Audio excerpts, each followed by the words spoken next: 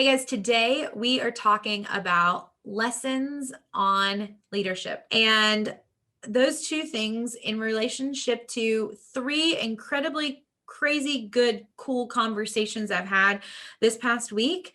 And I'm excited to share highlights and threads within those three, relating them to life and choir. Welcome to the Choir Baton, a podcast designed to engage with people in stories, ideas, and inspirations stemming from choir. No other art form, no sport, no hobby, no business requires a group of people to execute a communal goal with just their voices.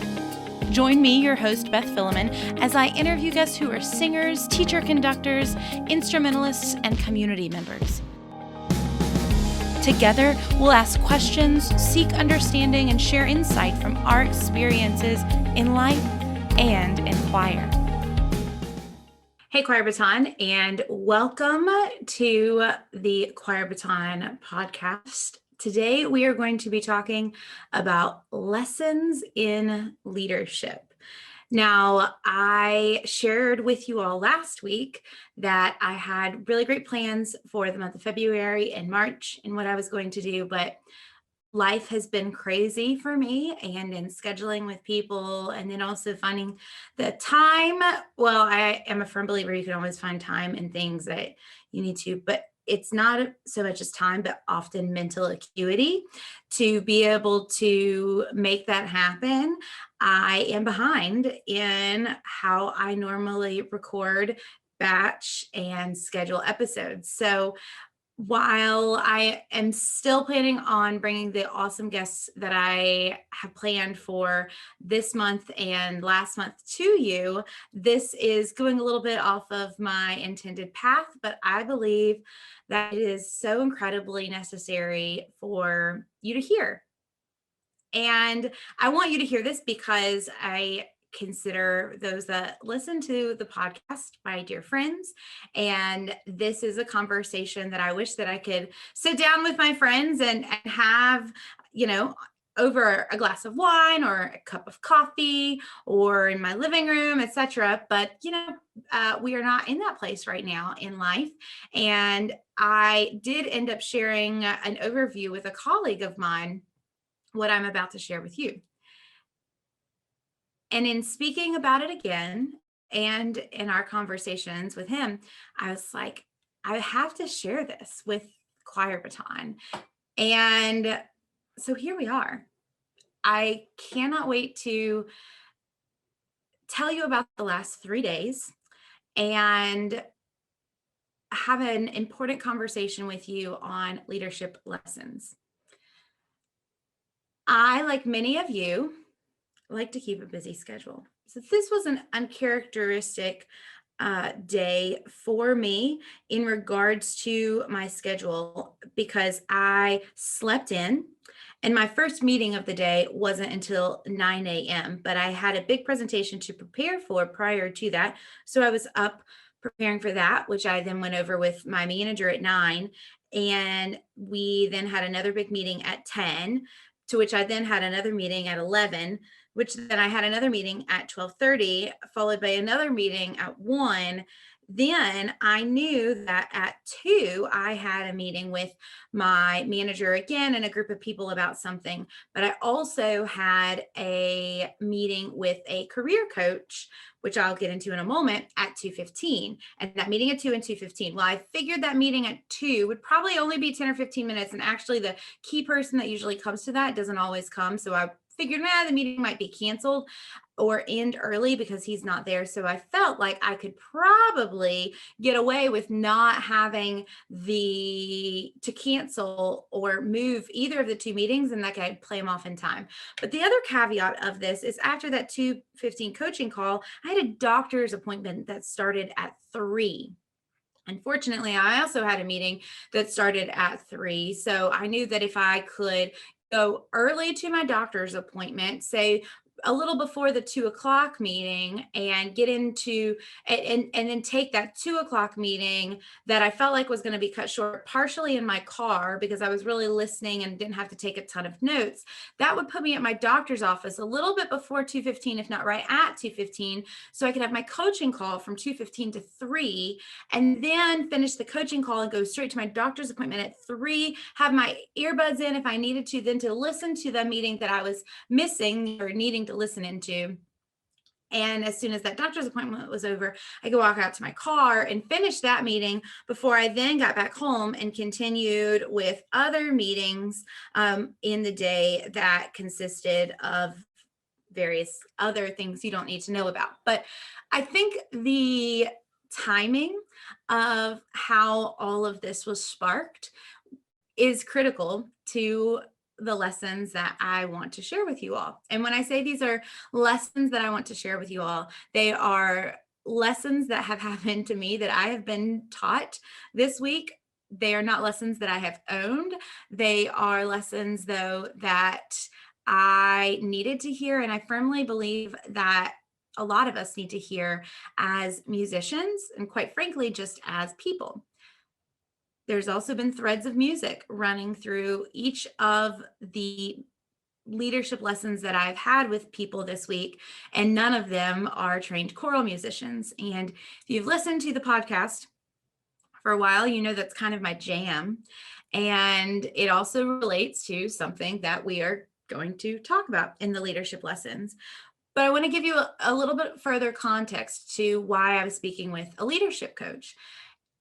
I am in my last semester of a full-time MBA program, and I also have a full-time job, which will make sense for the third one that I'm going to tell you. But in this MBA program, I applied to a leadership program that is a fellowship in which there are 3 Saturday and Friday and Saturday weekends that you attend sessions with a cohort of your colleagues, also in the MBA programs at State, and different speakers come in to speak to you.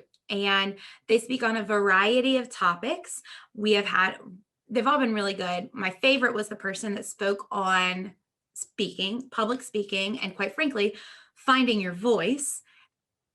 I could give you another episode on the parallels between that session and what I have learned and am learning and what we do in the music classroom on a multitude of levels.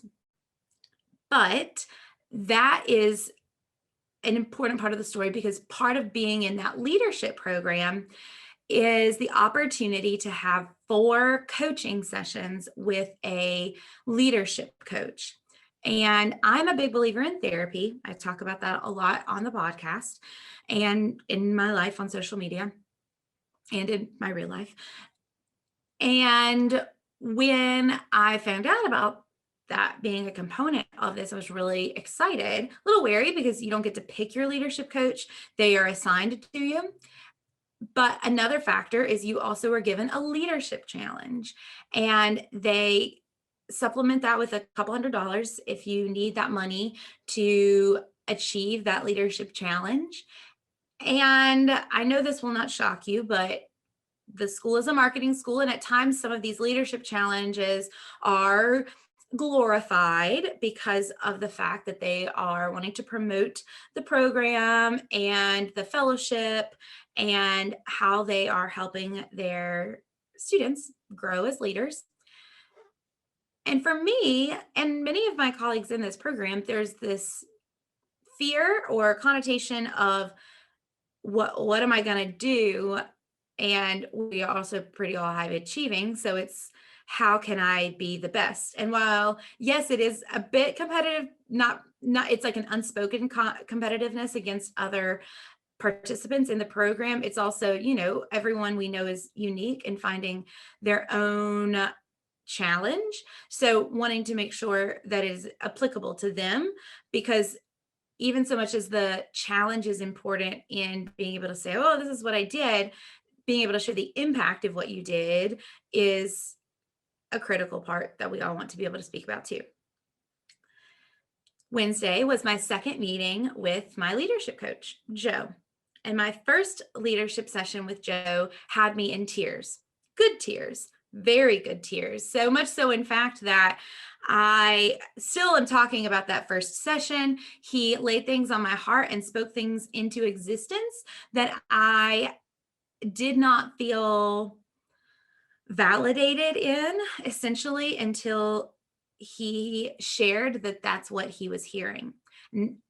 For me, the sign of a good therapist is when I am able to share what I am experiencing and they are able to accurately articulate back to me how I am feeling, but in a new way that is exactly what I was feeling and how I needed to be heard, while simultaneously putting it in a different context. And that validates my emotions and is critical in helping me feel valued as a person. And that sense of value contributes to my self-worth. My self-worth contributes to how I show up in the world. It's all a snowball effect for me. And my first session with Joe was great. And in fact, it was so great, I was nervous for the second one because, by golly, how could it get any better? And I'm here to tell you, it's not that it got any better, it's just that it got different. And I needed that reminder, even of itself, even as I say this to you now, that I needed that reminder that it was different and better because it was different, or not even better, it just was. So I want to take even that remark and pull it out into context of music and who we are as musicians and how we show up as singers, conductors, composers, all the things, because that it's not better, it's different, is something that we say we know and that we learn and that we deal with, but we often forget it, right? This year is so different than the others. Well, it's different, right? Not necessarily better or worse. It just is different. That ensemble that I had is not better or worse than the ensemble I had the prior year. It's just different. And it's a struggle because as musicians, we always align ourselves to, is the sound good or bad? How can I make the sound better?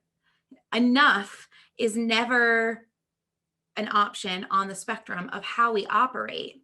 And that can be very a lot. It can be very a lot, right? It's great English. So taking that into this session with Joe, we begin to talk about some of the dark sides of leadership. I know, isn't that lovely? Doesn't everyone want to go and like sit and talk with a coach and talk about the dark sides?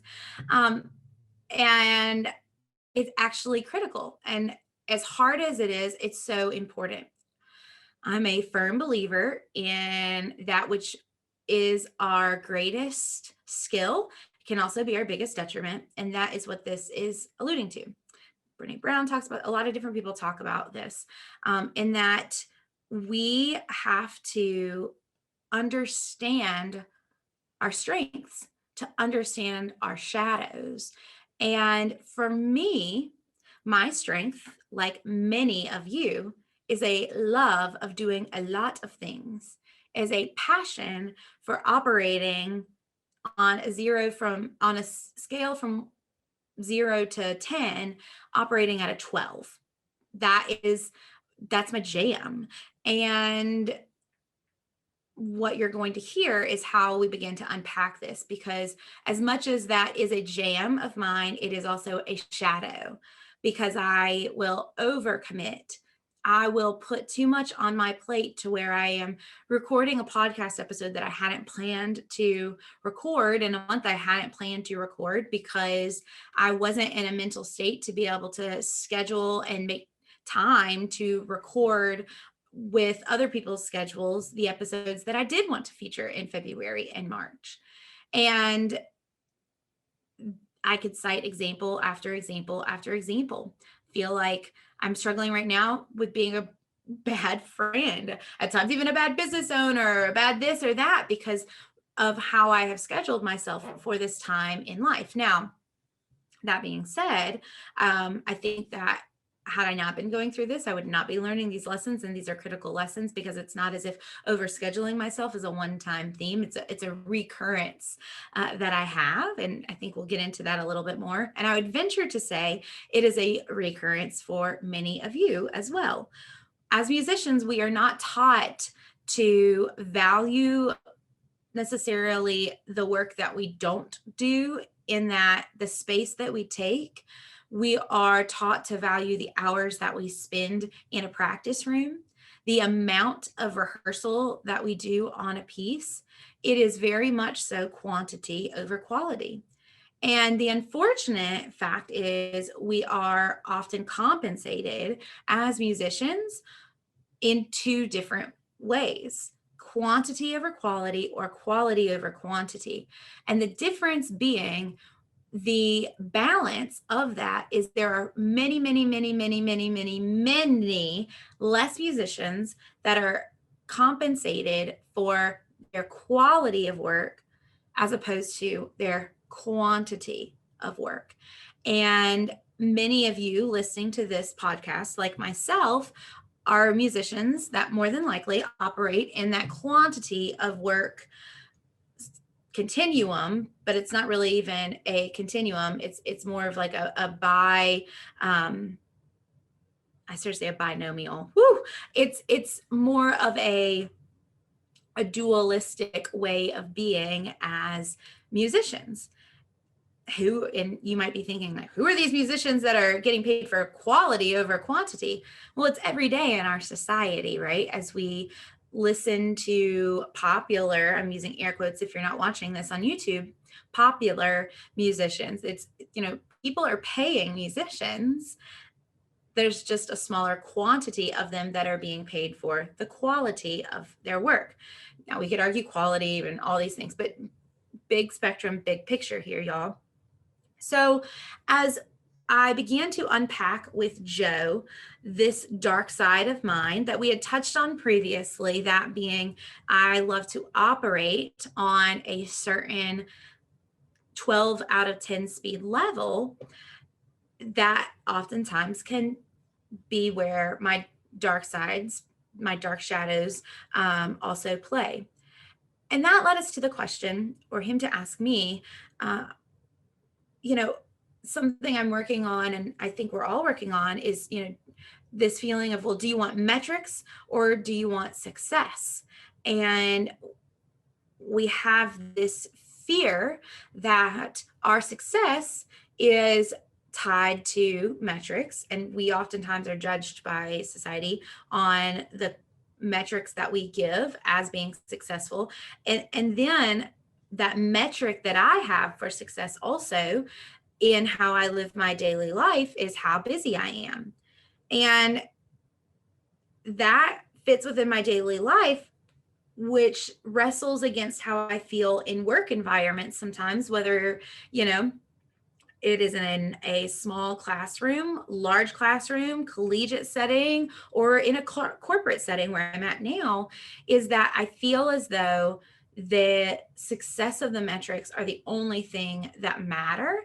And I am having to bend towards creating some sort of like false metrics of a success, whether it's a success I determine or someone else determines. So thinking into that, I was asked, well, Beth, so oftentimes when we are having to determine metrics of success, we think about what we're putting into something and how we're putting into it, right? It goes back to that time and busyness that I'm putting into something, instead of what I am creating into.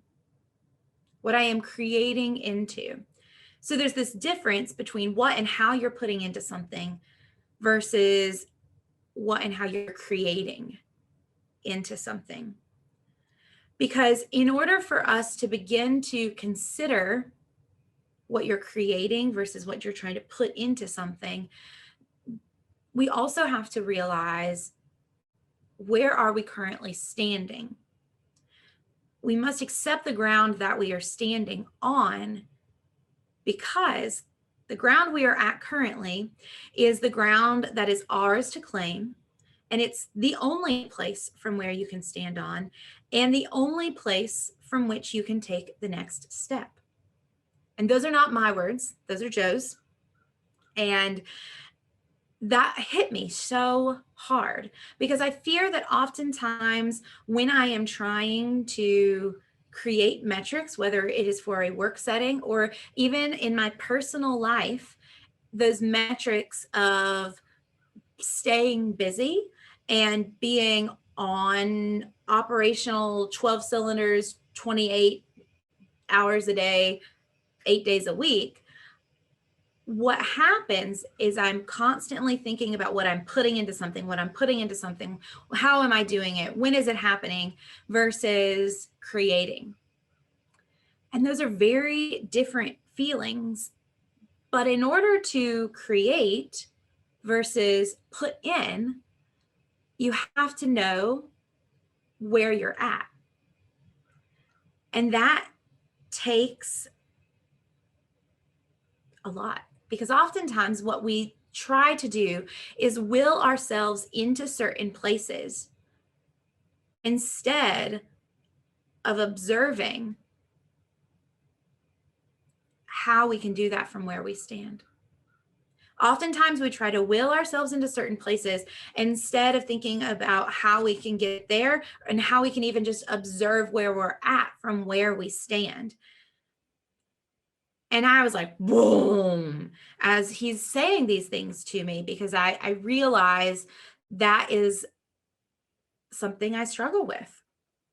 And I think that we do this as choral conductors all the time.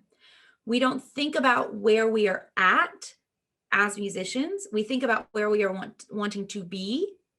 And we don't take the time to figure out strategically how to get there. Now, I'm not saying, hear me, I'm not saying you have to have everything planned out, right? That's not the case. But, and it's also not those of us like being rooted in where we're at so that we can't move because we're too afraid to take the next step. But it's that balance, and we all have different strengths in probably those two things of always looking ahead or being stuck where we are at. And that concept of trying to will ourselves into certain places can be detrimental because we have not taken the time to understand where we are standing, because that takes time. That takes creating into something versus trying to put into something. And so I was really captivated by this, sitting in my car, waiting to go into the doctor's office, having just gone dun, dun, dun, dun, dun, dun, dun, dun, dun, in the day to check all the boxes. And Joe begins to ask me, how do I observe a sense of self? Whew. How do I think about this presence and moment of self-evaluation to know where my feet are? And I am like thinking through this, and I'm like, well, how do I do that? And I'm instead of like, I began thinking about how I can put into making that happen.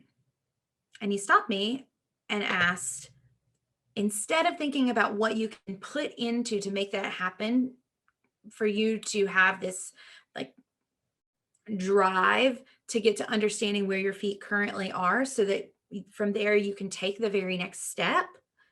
Instead, what provokes insight into your life? And what provokes this certain insight that is an invitation into a place of self-discovery? What am I doing to help create this awareness, this understanding of where my feet currently are? And I'll tell you, my answer to him, quite frankly, was nothing. Now, that is kind of a lie. I do certain things, but on minuscule levels, because what I truly feel called to right now is leaning into this in a bigger way than which I want to do. We see this in choral music.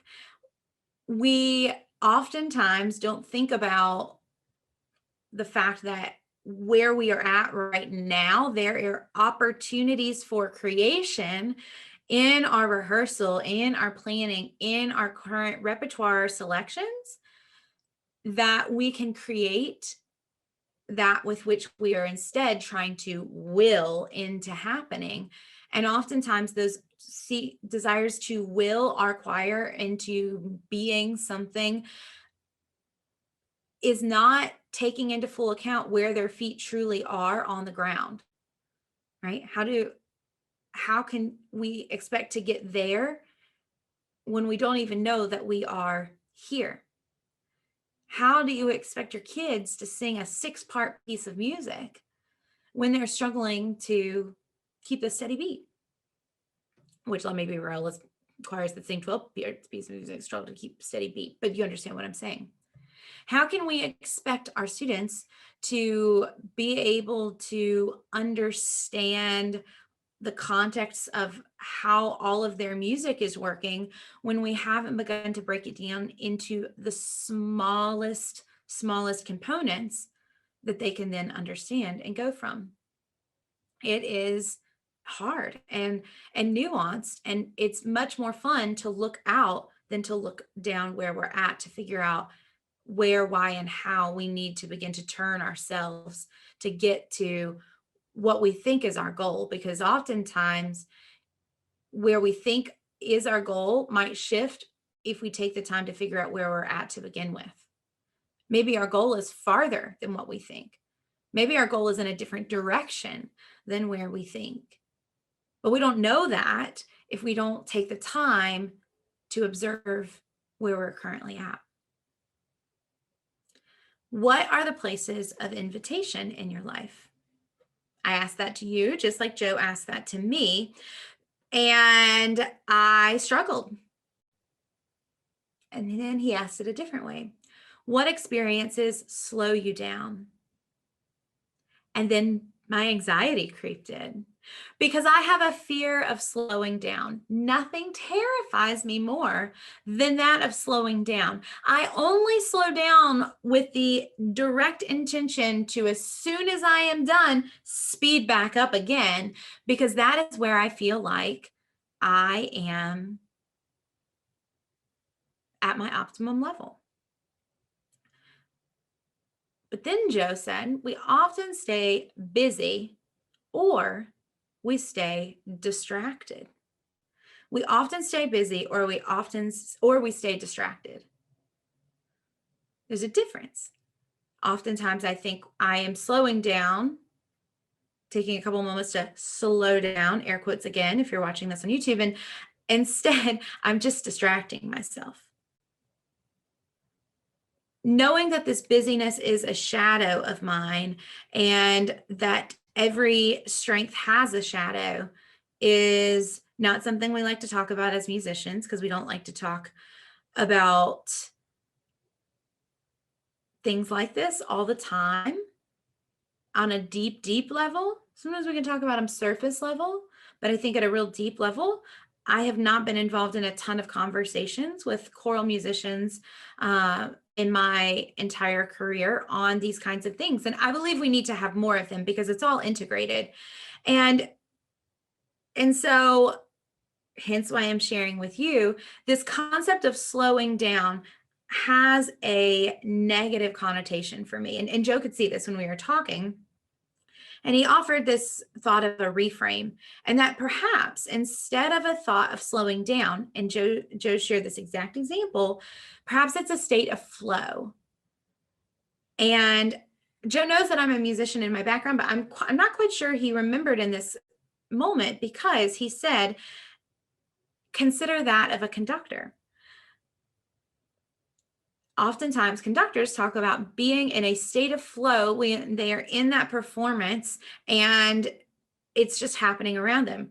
Now, I love this, right? Because I totally buy into this, and I can think of so many examples that I've had conducting where you just feel like, you get to be a part of the music and you're helping shape it. And what's funny is I'm like conducting with a very high plane right now as I'm doing this But it's just like, it is a total state of flow, and it is magical. And it is that high that we live for, even more so than the high of probably being busy. Ooh, huh, ding. Even more so than a high of being busy is that conductor's state of flow. You know what I'm talking about. Now, I started going into that because I also wanted to say, I think it's probably like what police officers feel like that watch police shows on TV, or doctors that watch doctor shows on TV, and all the other things that are sensationalized to people that aren't a part of them. Because those of us that have been conductors also know that there is this amazing state of flow and music making that happens when you're a conductor. But let's be real, there's also many moments, if not maybe even sometimes many more moments, depending on where you're at on a multitude of different things, that there's also a feeling of terror and panic sometimes when you are conducting, right? Like, is this going to happen? Oh my gosh, can this happen? Oh, I hope we make it here. Or like, there's so many other things that conducting is not always this beautiful state of flow, which I think sometimes people think every time we get up to conduct, we go there. And we know that that is not true. But when I think about how I feel in that state of flow of being a conductor, that is my high. That is higher than being busy high and going 90 to nothing. And Joe's went on to tell me that this experience is timeless versus time bound. Because right now I seek those highs through time bound opportunities of being busy, when instead thinking about what am I doing that gets me in a state of flow that feels timeless. And I sat in my car and I sat silent for a couple of moments as I began to think and channel and feel.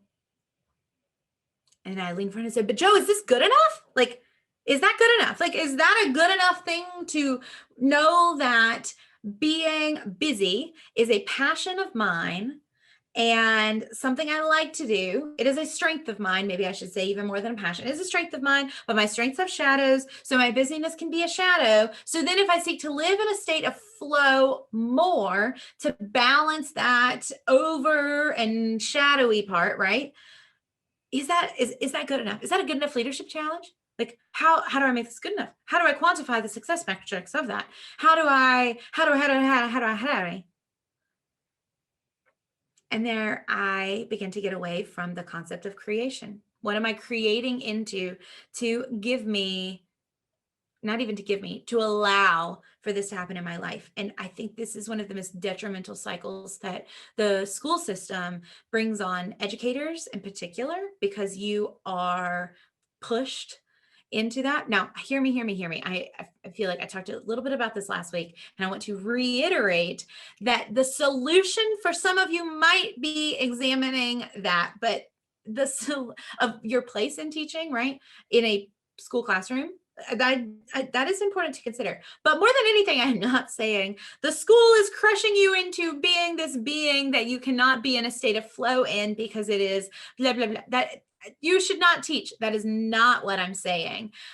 Because I firmly believe that if you are mindful and aware of these things and can begin to think about living into creation versus putting into something to make something happen by these success criteria, that you can achieve states of flow in anywhere, in any environment, right? So I just wanted to make that caveat, but I think it's important, because we'll talk about this in just a second, to understand your environment so that you can know where and how to adjust for that to live in a better state of flow. For me, when I was in my classroom, I knew that my state of flow every single day was dying, because I was going 90 to nothing for 3 90-minute sections of a block.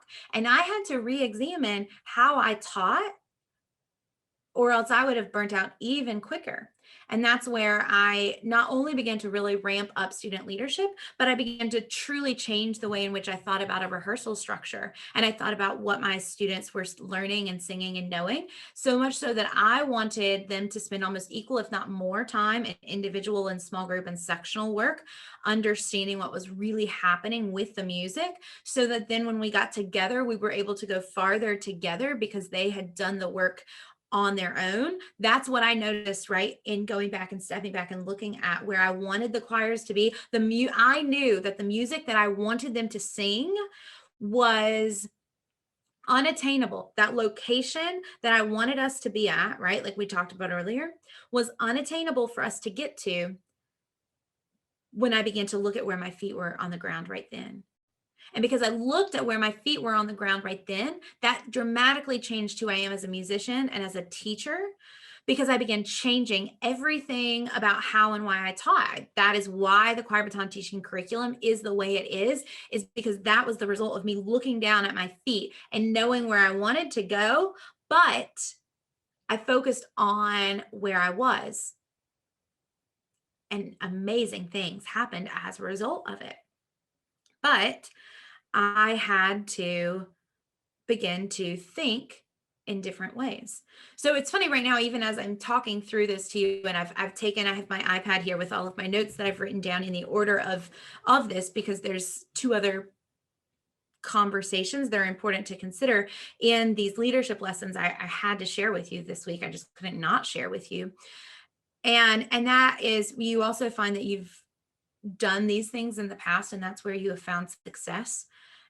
And it's affirming to me, as I'm even talking through this to you now, that this works. I've done this before in my life. I just wasn't as cognizant of it.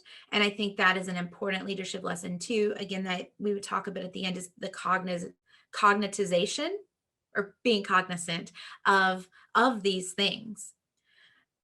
And so as I began to ask Joe, is this good enough? Is this enough? Joe said, maybe it's another reframe, right? It's not about like downshifting to find a certain state of flow. Instead, it's about expanding the temporal range. It's about expanding my gears. It's about expanding my toolkit. It's about expansion. And there's such a different connotation to expansion versus down versus up that I really grasped on. And I think more than anything, this year has been an opportunity for us to all expand in different ways, even though it has felt oftentimes as if we were going down and up and down and up. Unknowing about the t-shirts that I sold a year or two ago that said, "My voice is enough," and the message that I so passionately believe and want to continue to impart upon people, Joe shared with me, it's all about finding your own voice, Beth. It's all about finding your own voice, because your own voice is an expansion of yourself. What are your own gears? What are your set of gears that you currently have and seek to expand, to amplify who you are as a person? And we know as choral musicians, there's nothing more beautiful and at times painful than that of our voice and the feelings and emotions we have tied to that. I have a shirt. My voice is enough. I am enough. These are mantras I write down on a daily basis, mantras that I've written down for the last several years as I have begun to own that. And here is someone that has only had 2 sessions with me stating this sentence that is so near and dear to my heart, and so aligned with the person that I want to be, but pushing me in a really great way to consider how I can align to that by examining a whole other set of things in a different context. Now, that in and of itself could be, I think, a really great Choir Baton podcast episode, but I can't leave it there because that was on a Wednesday, and on Thursday I went to my therapist.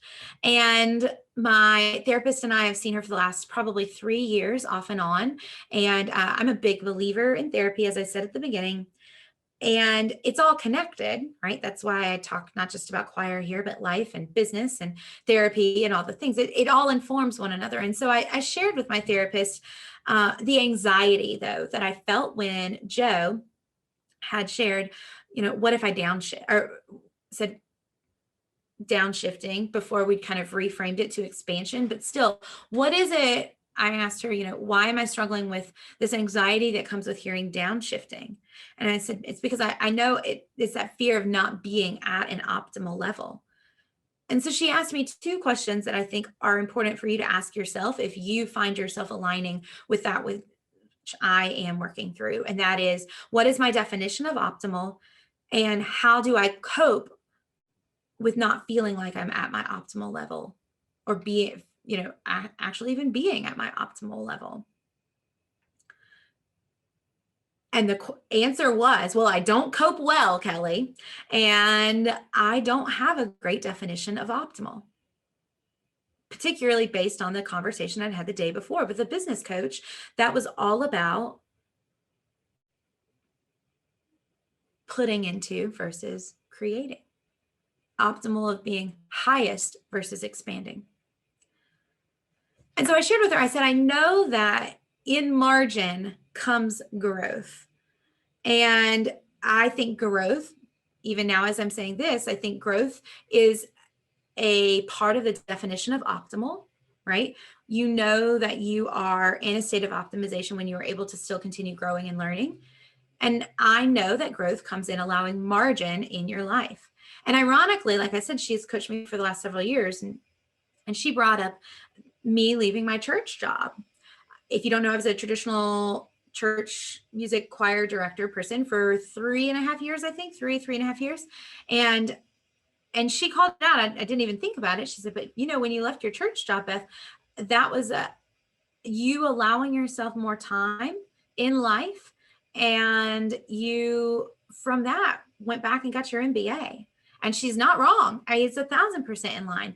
I don't even think I resigned in October, partially due to, well, this doesn't matter, but for a multitude of reasons, but also it was a margin thing. And that was in, I think I said October, right? September, October. And that following spring, I applied to graduate school for the MBA and started the MBA program less than a year later. Had I not had that margin of time in my life, I might not have allowed myself to grow and consider getting an MBA. But we touched back and we began to circle around, what are these times when you feel as though you haven't been at an optimal level? And why? Where did they come from?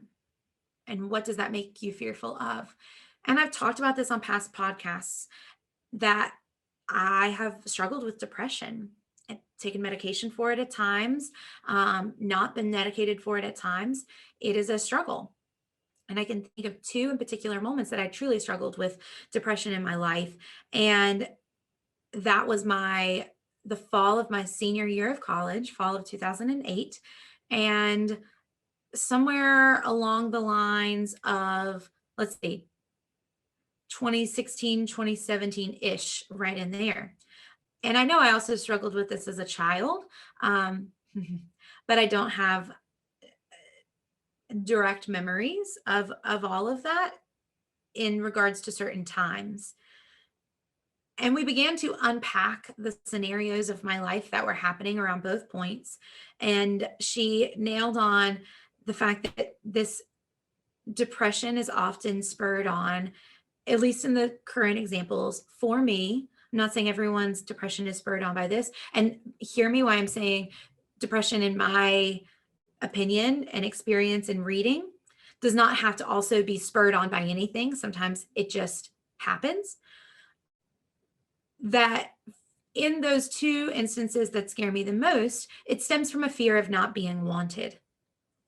So if you're tracking this, that busyness ultimately comes from a fear of wanting to be wanted. That fear of wanting to be wanted or not being wanted helps me alleviate the fear of depression. And thus, I equate achievement at an optimum level to busyness. right? And that manifests itself in a multitude of other fun ways, right? This is such a great, encouraging, uplifting lesson. But it comes from a fear of trust. It also has a fear of trusting people because I am afraid of being hurt and afraid of not being wanted. This is what we deal with as conductors all the time. We are faced with experiences, of memories of not being wanted, feeling like we are not wanted. Now, maybe some of them were real. We weren't wanted.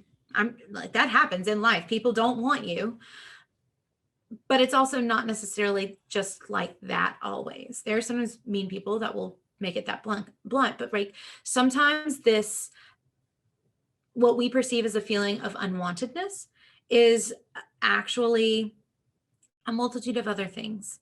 It's a limited space in the choir for whatever reason. And if Adam Patchwitz were listening to this, he would go, "This is why we don't limit choirs," and da da da da da, which cool. I'm here for on certain things and all about, love it. Yes. But that's not the real world right now.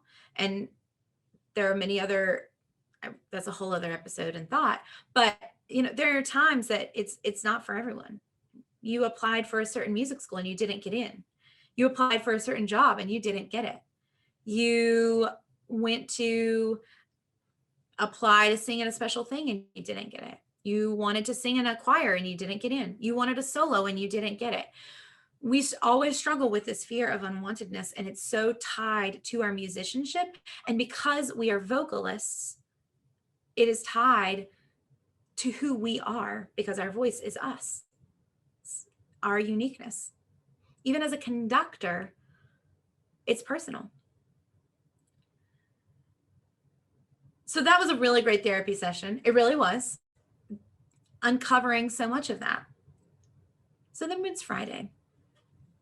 And I promise we're going to get a bit more uplifting here. But in Friday, I had a one-on-one meeting with a boss / manager of mine, which is a unique thing about being in corporate America as opposed to being an educator, where as an educator, the majority of my principals left me alone. Aside from my first principal would write me notes that she didn't think, if she thought outfits that I was wearing were like inappropriate, like a dress with leggings, she thought leggings were unprofessional. This is in the early 2000s or late 2000s, I guess. And so funny things like that, right? But generally speaking, I was not sitting down with a leader every single week to discuss things. And that's one thing I love about working right now in corporate America. And we were talking about a lot of things that are happening right now in our company. And one of the things that we were discussing was the different layers of leadership that you are engaged in on a day-to-day basis in this type of setting. And where I work is much what they call flatter than other organizations. And so you might know what this concept is, you might not, and you might be unsure. So when I say flat, we think of hierarchy, right? So in choirs, it's pretty much a flat hierarchy. It's the choir and the conductor. Now, there's accompanist listening in here going, excuse me. So we'll go choir, accompanist, conductor, or something like that, right? In some choirs, it is the choir, the section leaders, accompanist, conductor. Sometimes it is the singers, section leaders, accompanist, assistant conductors, right? There's that kind of hierarchy. And in a corporate setting, the hierarchy is huge, right? It can be huge. And we don't have that big of a one compared to some, but we do have one, right? And we were talking about the alignment of leadership objectives and several of the different things that we are having to work on together. And you might be thinking, well, we don't have that in choir. Well, actually, 1,000% yes, we do. Because if you think about the conductor's objective and what they are doing, and then you think about the accompanist's objective, which, let's be real, we know in theory, all accompanists should be following the conductor and going with the conductor, but 8.5 times out of 10, it is that accompanist that is saving that conductor's butt and keeping a steadier tempo when they know they need a steadier tempo, despite the fact that the conductor is trying to speed up. If you know, you know. Then we think of section leaders, by golly bless us all, there's the section leaders example, or, objective that they want. And sometimes it's in alignment with the conductor, not always. Then there's the difference. There are many different objectives within a choir, as much as we like to rah, rah, rah and say we're all in this together. And so I asked him, I said, how then do you work on your own personal agendas while also working with and things you want to get done, while also knowing that you have leaders and different leaders that are changing all the time? And he shared with me something that really surprised me, because he's not this kind of person to say stuff like this or to admit compromise. But he said, compromise, you have to learn to compromise on your leadership objectives because you know that your leader's objectives will shift too. And I thought that was really astute, because sometimes we like to dig our feet in any layer of that and not compromise. But this was a critical example of thinking about how we seek better alignment, is through thinking of what other leadership what other leadership objectives might be, and how we can then compromise and shift ours to make sure that we have better alignment. Because leaders are two things in this type of setting, and I would say it is true also in choir, right? They're either destroying or creating. Now, we know that sometimes you can destroy bad things and you can create bad things. You can destroy good things and you can create good things. But there is some level that a leader is typically doing some level of one of those. And both aren't bad or good. It just kind of depends. So, to which I asked him, and I kind of just alluded to this, he is someone that is very strong with his objectives, beliefs, and goals. And so I said, how do you balance your objectives, beliefs, and goals with a leader who perhaps doesn't align with your strong objectives, beliefs, and goals? And I'll be honest, I had no idea what I was going to get in asking him this.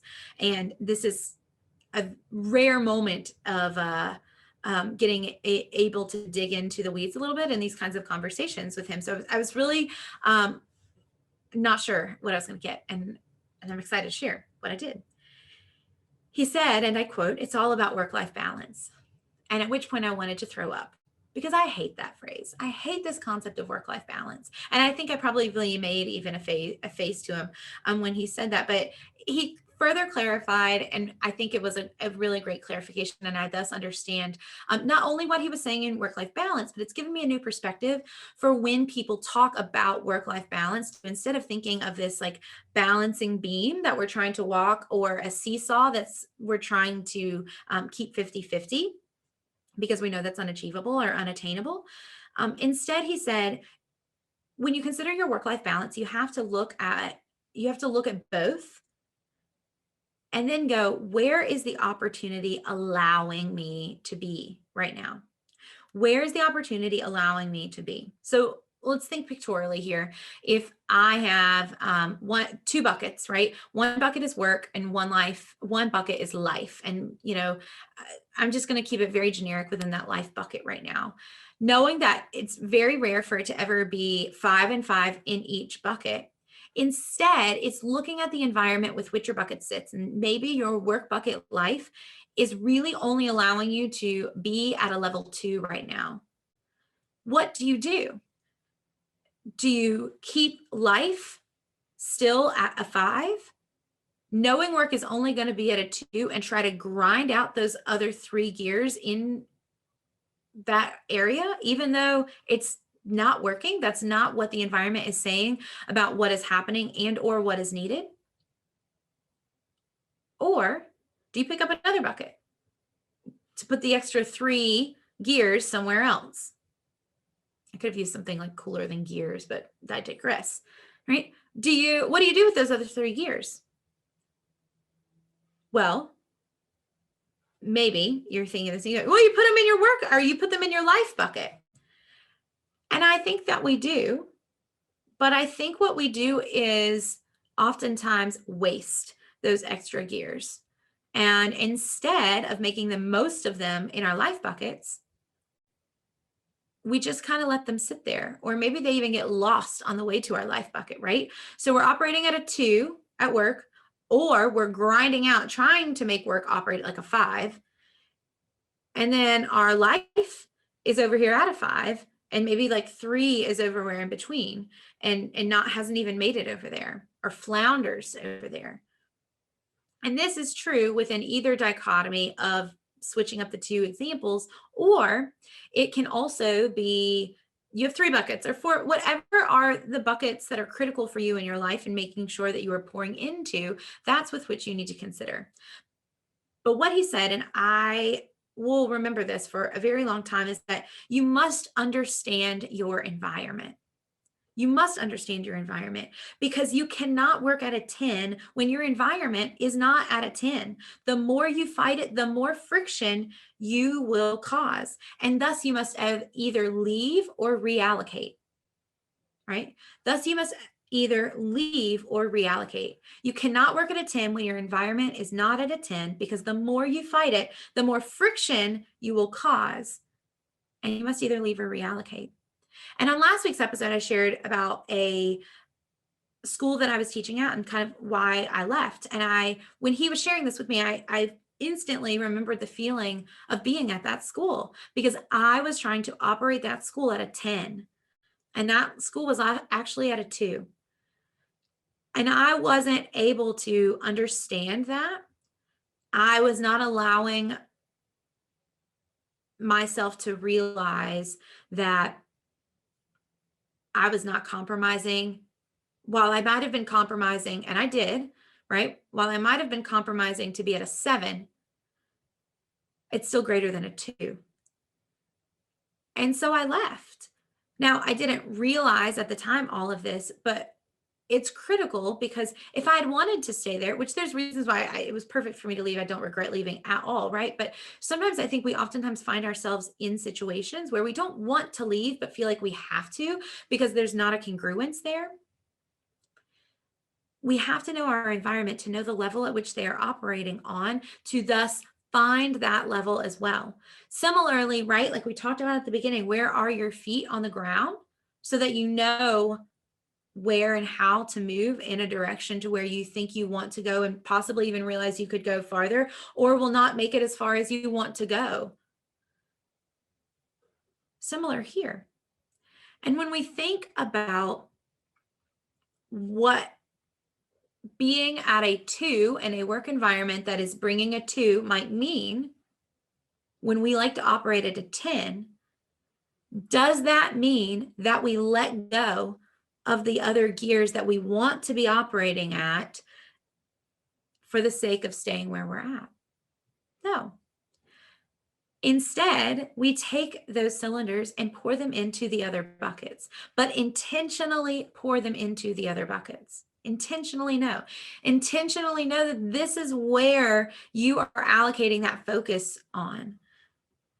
Right? So it's a dialing down from work and a dialing up in self, or another environment where it is possible for you to dial up in. And that when we do this, as I'm wrapping all of these into together, right? My experience with the business coach at the beginning, who has challenged me to find that state of flow, knowing that my busyness has a shadow of a multitude of reasons we didn't even get into today, that I then also uncovered in my therapist session, talking about the fact that in my fear of not being busy, it's a fear of not being wanted, not being good enough, and how that manifests itself into my fears of depression and living into a state of depression because of not being wanted. Which then leads itself to the conversation I had with the manager that talks about when finding that sense of flow, it's instead reallocating where you are dialing up, where you are dialing down. And that comes from knowing your environment. I could talk even more about that in the fact that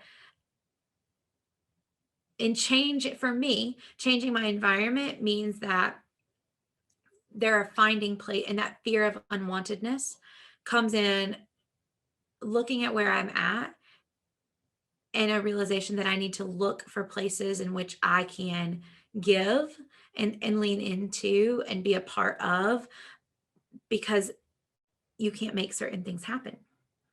You can, but you can't in this type of setting, right? It's the song, I can't make you love me if you, okay. And I'm not talking about love in general. I'm just talking about life, right? But instead, we have to think about what must we do to achieve a state of flow for us to operate at our desired level. And that sense of flow comes from shifting in the environments, right? And then we are allowing ourselves to not burn out. And we're all going to get tired. We're going to have down days, right? But understanding how to flow through all of that is critical. And we do that through observation, listening, as well as communicating with people. All of this increases our temporal range. It expands our gears.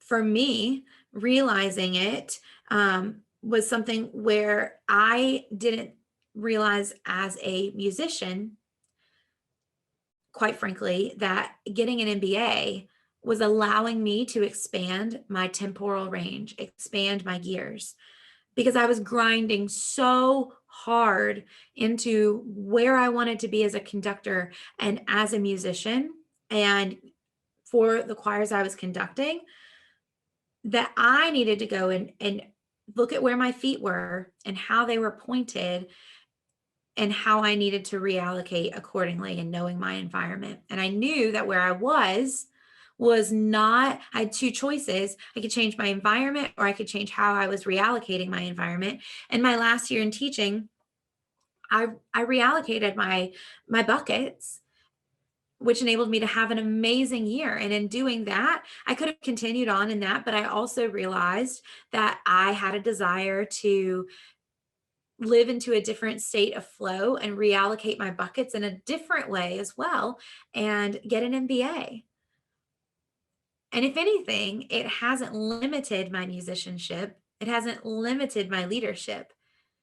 If anything, it has expanded it in unimaginable ways and opportunities. And it came from examining the sense of flow. It came from looking at my environment. It came from looking down to where my feet were and taking ownership of that and finding my own voice. And I'm wrapping up this next little section, and admittedly nervous about what exactly the future looks like. And real time, as I am recording this now, calling myself into, while I have this, calling myself out into the fact that I have been so focused on that next place that I want to get to, which I don't know. So it's been finding and trying to think of what is that next place, that instead what I have not done, and like I have done before, that has led to growth and expansion, that has led to where I am sitting right now, recording this to you. What I have not yet done in this space is looking down at my feet and saying, where are my feet right now? Where are my feet right now? So that I can determine the optimum buckets and gears and levels and all the things to maximize my environment, right? To allow for opportunities for growth, because I know that for me, growth is a sign of operating at an optimal level. Now, this has been a crazy episode because I've recapped 3 days, literally just 3 days. And when I shared this with my colleague, Ashley, last night, he was like, those are pretty powerful 3 days there, Beth. And I was like, whoa, yeah. I just feel like some of you really need to hear this as well, right? And hear that I'm not sitting here and being like, this is what I have done and you should do this too. While I've cited kind of examples of that, the only reason why I've cited examples of that is because I am realizing threads of similarity of how I've done this in an unnamed or differently named way in my life in the past several years.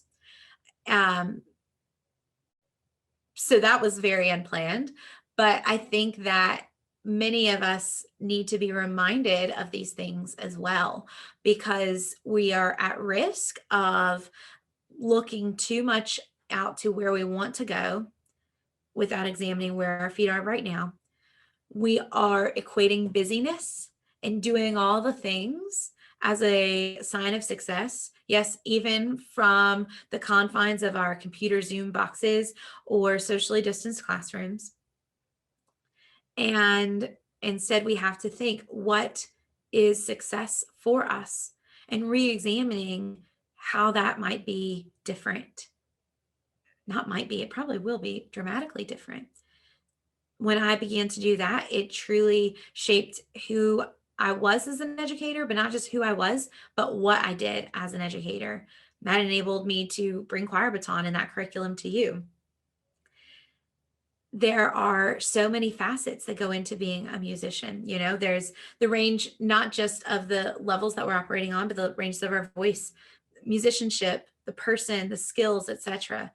And we have a lot of buckets. If we're not careful, we can try to pour into to optimize or to think we are optimizing. But oftentimes, the buckets we're trying to pour into are not the right places to do so at that time. Don't try to keep grinding where it's not possible.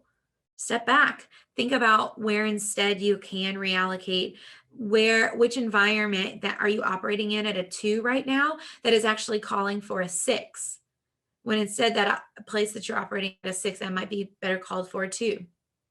So many different examples, opportunities, points of reflection for you. I hope that you've been able to find in this episode. And I am so honored that you listened to the Choir Baton podcast. I hope that you know that I share because I process this way. I process in conversations with my friends. And I look at you as friends. And that's kind of weird to say. And I sometimes even hear other like podcast people say this, and they're just saying that, but I don't, it is true. And some of you might be going, yeah, you're that one friend that we meet up with, and you're like a one-sided person, and you just say all these kinds of things. I wish we were in a place to have a better dialogue within all of this. And always try to build that in, but also knowing that the current state I'm in, this is how a bucket that I can pour more of myself into more vulnerably, because the buckets of spending time with friends and in real life, I can't make those a 6 because those are 2s right now as well. So filling my bucket with sharing these insights and leadership lessons that I'm learning is an opportunity for me to continue to grow as a leader and lean into the leadership lessons in which I am learning every single day. Have a wonderful rest of your day. Don't forget to make sure that you are checking out Choir Baton on social, that you are following us there. You can watch this episode. I am very casually dressed with just enough makeup on to not scare you if you were watching this, hair pulled back in a ponytail and in a hoodie on this day, and want to just casually speak with you about important things. You can head to the website, so many different opportunities for you to join the Choir Baton community if you have not done so already. And if you are a teaching member, want to be a teaching member, make sure that you're checking out the new look of the teaching membership and or signing up to be on the waiting list for when that opens again. I am so passionate about more people singing, and am grateful that you are too.